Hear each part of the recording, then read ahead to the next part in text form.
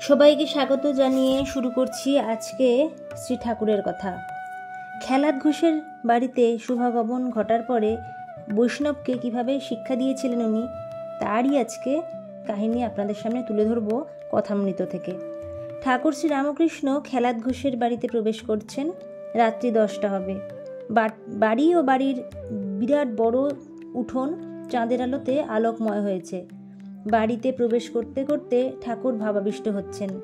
সঙ্গে রামলাল মাস্টার আর 2-1টি ভক্ত। বিরাট বড় চকমিলান বৈঠকখানা বাড়ি। দোতলায় উঠে বারান্দা দিয়ে একবার দক্ষিণ দিকে অনেকটা গিয়ে তারপরে পূর্ব দিকে আবার উত্তর দিক হয়ে অনেকটা এলেন। এবার অন্তঃপুরের দিকে যেতে হয়। ওই দিকে আসতে বোধ হলো যেন বাড়িতে কেউ নেই, কেবল কতগুলি বড় বড় ঘর আর সম্মুখে দীর্ঘ বারান্দা শুধু পড়ে আছে। ঠাকুরকে উত্তর পূর্বের একটি ঘরে বসানো হলো। এখনও উনি ভাবস্থ। বাড়ির যে ভক্তটি তাহাকে আহ্বান করে এনেছেন তিনি এসে অভ্যর্থনা করলেন।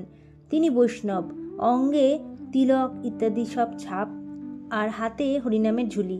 লোকটি প্রাচীন। তিনি খেলাদ ঘোষের সম্বন্ধী। তিনি দক্ষিণেশ্বরে ঠাকুরকে মাঝে মাঝে গিয়ে দর্শন করতেন। কিন্তু কোনো কোনো বৈষ্ণবের ভাব অতি সংকীর্ণ। তারা শাক্ত বা জ্ঞানীদিগের বড় নিন্দা করে থাকেন, মানে যারা জ্ঞানী মানুষ তাদেরকে নিন্দা করে থাকে তাদের সম্পর্কে। ঠাকুর এবার কথা বলছেন। ঠাকুর বলছেন সর্বধর্ম সমন্বয়, দি রিলিজিয়ান অফ লাভ, এই নিয়ে কথা বলছিলেন। শ্রী রামকৃষ্ণদেব বৈষ্ণব ভক্ত সহ অন্যান্য ভক্তদের প্রতি বলছেন, আমার ধর্ম ঠিক আর অপরের ধর্ম ভুল, এ মত ভালো না। ঈশ্বর এক বই দুই নয়, তাকে ভিন্ন ভিন্ন নাম দিয়ে ভিন্ন ভিন্ন লোকে ডাকে। কেউ বলে গড, কেউ বলে আল্লাহ, কেউ বলে কৃষ্ণ, কেউ বলে শিব, কেউ বলে ব্রহ্ম। যেমন পুকুরে জল আছে, এক ঘাটের লোক জলকে বলছে জল, আর এক ঘাটের লোক বলছে ওটা ওয়াটার, আর এক ঘাটের লোক বলছে পানি। হিন্দু বলছে জল, খ্রিস্টান বলছে ওয়াটার, মুসলমান বলছে পানি, কিন্তু ও বস্তু এক। মত পথ, মানে যা যা আলাদা মত তেমনি সেই পথ। এক একটি ধর্মের মতো এক একটি পথ ঈশ্বরের দিকে নিয়ে যায়। যেমন নদী নানা দিক থেকে সে সাগরের সঙ্গে সঙ্গমে মিলিত হয়। বেদ পুরাণতন্ত্রে প্রতিপাদ্য একই সচ্চিদানন্দ। বেদে সচ্চিদানন্দ হলো ব্রহ্ম, পুরাণেও সচ্চিদানন্দ হচ্ছে কৃষ্ণ, রাম প্রভৃতি। তন্ত্রেও সচ্চিদানন্দ আছে, সেখানে শিব। সচ্চিদানন্দ ব্রহ্ম, সচ্চিদানন্দ কৃষ্ণ, সচ্চিদানন্দ শিব, মানে সব কিছুই সচ্চিদানন্দগুলো, নামগুলো আর কি আলাদা। সকলে চুপ করে আছেন। বৈষ্ণব ভক্ত বললেন, মহাশয়, ঈশ্বরকে ভাববই বা কেন? তখন ঠাকুর বলছেন, এ বোধ যদি থাকে তাহলে তো জীবন মুক্ত। কিন্তু সকলের এটি বিশ্বাস নেই, কেবল মুখে বলে ঈশ্বর আছেন, তার ইচ্ছায় এ সমস্ত হচ্ছে। বিষয়ীরা শুনে রাখে, বিশ্বাস করে না। বিষয়ীর ঈশ্বরও কেমন জানো? বিষয়ীর ঈশ্বর খুড়ি জেঠির কোদল শুনে ছেলেরা যেমন ঝগড়া করতে করতে বলে, আমার ঈশ্বর আছেন। সবাই কি তাকে ধরতে পারে? তিনি ভালো লোক করেছেন, তিনি মন্দ লোক করেছেন, ভক্ত করেছেন, অভক্ত করেছেন, বিশ্বাসী করেছেন, অবিশ্বাসী করেছেন। তার লীলার ভিতর সব বিচিত্রতা। তার শক্তি কোনখানে বেশি প্রকাশ, কোনখানে কম প্রকাশ। সূর্যের আলো মৃত্তিকার চেয়ে জলে বেশি প্রকাশ, আবার জল অপেক্ষা দর্পণে বেশি প্রকাশ।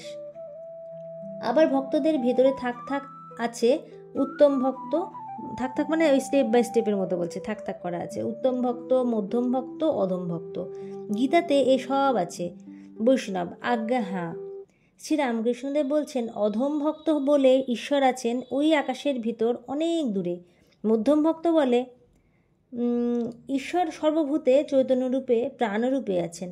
উত্তম ভক্ত বলে ঈশ্বরই নিজেই সব হয়েছেন। যা কিছু দেখি ঈশ্বরের এক একটি রূপ। তিনি মায়া, জীব, জগৎ এই সব হয়েছেন, তিনি ছাড়া আর কিছু নাই। বৈষ্ণব ভক্ত বললেন, এরূপ অবস্থা কি কারো হয়? ঠাকুর বলছেন, তাকে দর্শন না করলে এরূপ অবস্থা হয় না, কিন্তু দর্শন করেছে কি না তার লক্ষণ আছে। কখনো সে উন্মাদবৎ হাসে, কাঁদে, নাচে, গায়, কখনো বা বালকবধ, 5 বছরের বালকের অবস্থা। সরল, উদার, অহংকার নেই, কোনো জিনিসে আসক্তি নেই, কোনো গুণের বশ নয়, সদা আনন্দময়।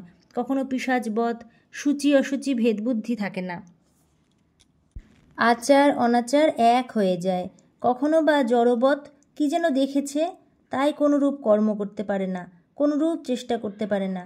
ঠাকুর শ্রীরামকৃষ্ণ কি নিজের অবস্থার সমস্ত ইঙ্গিত করছেন? মানে উনি যে কথাগুলো বলছেন এগুলো তো সব ওনারই যেমন চরিত্র সেই রকমই উনি ব্যক্ত করেছেন।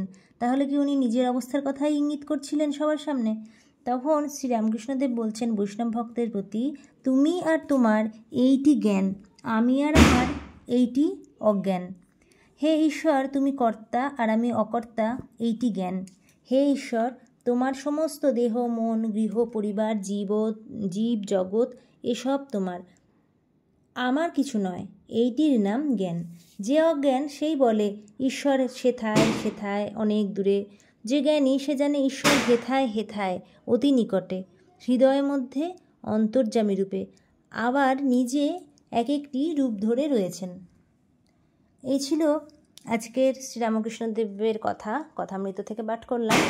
পরের দিন সকাল 6টায় আবার ঠাকুরের কথা শোনার জন্য আপনাদেরকে আমন্ত্রণ জানিয়ে আজকের মতো ভিডিও শেষ করছি। সবাই বলুন জয় শ্রী ঠাকুরের জয়, জয় শ্রী মায়ের জয়, জয় স্বামীজির জয়।